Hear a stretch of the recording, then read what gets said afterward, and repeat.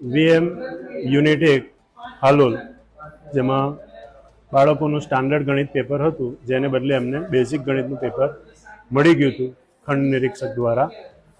થોડા સમય બાદ બાળકોએ રજૂઆત કરી, પણ એ સમય દરમિયાન થોડો સમય બરબાદ થયો બાળકોનો. ધ્યાનમાં આવી ઘટના, ત્યારબાદ ખંડ નિરીક્ષક અને કેન્દ્ર સંચાલક દ્વારા બાળકોને સ્ટાન્ડર્ડ ગણિતનું પેપર બદલી આપવામાં આવ્યું હતું, બરાબર. પરંતુ પૂરા જવાબ વહી બદલેલી નહોતી, બરાબર. એટલે લખેલા પાના ઉપર લીટા દોર્યા બાળકોએ, અને ત્યારબાદ એ એમને સ્ટાન્ડર્ડ ગણિત પેપર લખવાનું બાળકોએ શરૂ કર્યું. બાળકોને વધારાનો સમય આપવામાં નથી આવ્યો?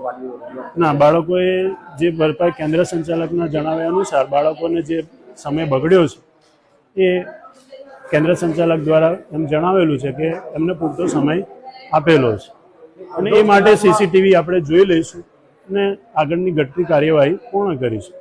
બાળકોને જો વધારાનો સમય, જો 1.5 કલાક પછી અમને સ્ટેન્ડર્ડનું પેપર આપવામાં આવ્યું, તો પછી પાછળથી વધારાનો 1.5 કલાકનો સમય ન આપવામાં આવ્યો હોય તો એ માટે શિક્ષણ બોર્ડની જે જોગવાઈ છે એમાં અનુસાર, નિયમ અનુસાર કાર્યવાહી થશે.